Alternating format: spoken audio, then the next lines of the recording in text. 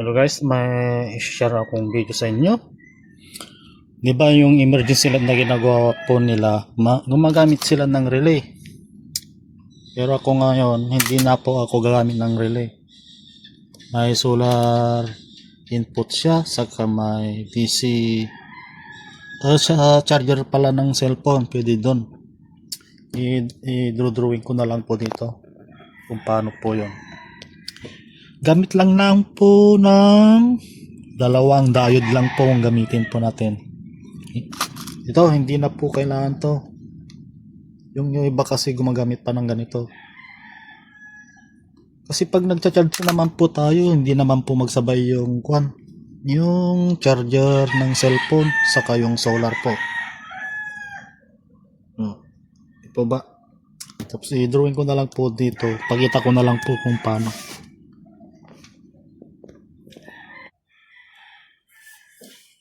Kunwari ito yung type C. Type C po, type C. Tapos ito yung solar input. Ano pa?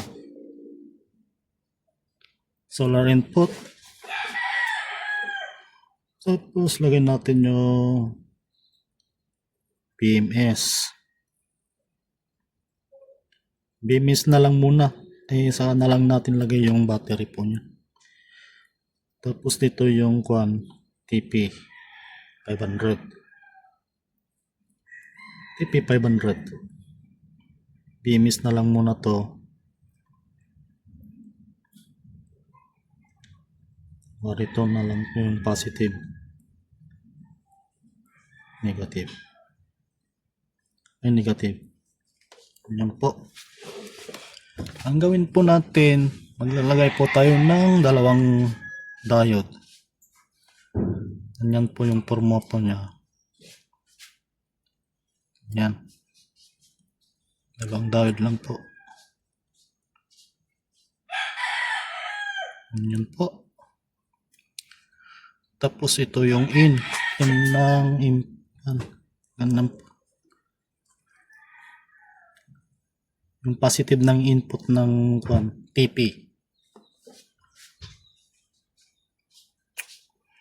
Tapos pagsamahin na lang po ito na lang po type C. Tapos yung isa ito sa kabila. Ganun po. Tapos yung ground nila pagsamahin na lang natin. Yan. Tapos pupunta rin po dito sa TP. Yan. Yan po yan. CP charger. CP charger tapos solar. Po. Ayan po. Hindi na po kailangan ng relay. Ay, dumiyan na. Tapos, kunwari ito yung positive ng Positive to, positive. TP connected dito. Yan. Tapos yung ground naman sa kabila. Ito. BMS. Yan lang po yung connection po niya. Hindi na. Ano na lang po. Hindi na po natin kailangan. Kasi ganito po yung gagawin po nyo. Yan po. Wala nagkasama po yung Ito po yung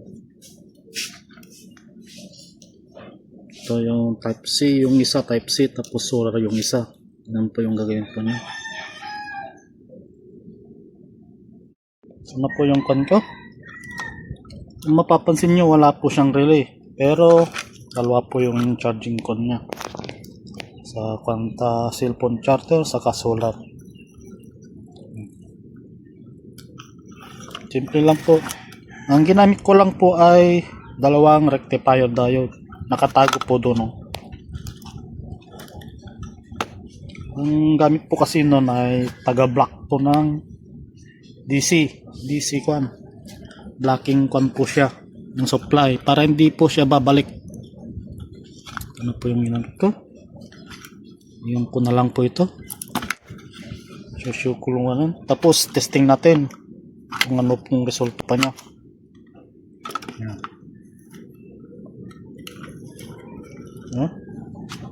I-dikit ko lang ko muna ito. Tapos testing natin kung ano yung result po niya. Using blocking diode. Kung mapapasin nyo, ito. May lalagay pa kasi ako dyan na module na maliit. Kaya ganyan po to. Kasi na-try ko na po yung kwan. Solar, tagal po ma-full charge pag solar yung ginamit natin. Kaya gagawan ko na lang po ng paraan na kwan para ma-boost po niya yung pag-charge po niya. Kasi dalawang araw na di pa rin na po full charge. Ganun po yon. Kaya nilagyan ko muna ng kwan dito kasi waiting pa yung module. Yan po yung TP500. Tapos try na lang natin kung working po siya. Cellphone charger. Okay, working na po siya. Tapos try natin sa solar.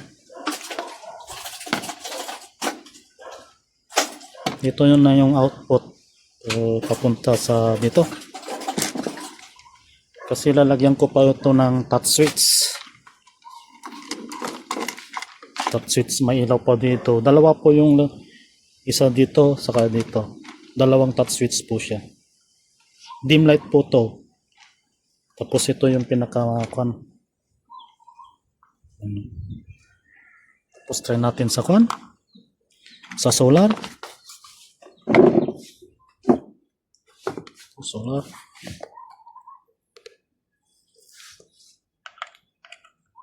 Okay. Charging po siya. Ayan na. Ito lang po may share ko. Pinakita ko naman yung diagram, di ba? Sa umpisa ng video. Ganun po yung ginawa ko. Wala po siyang relay. Okay. That's it. Thank you for watching.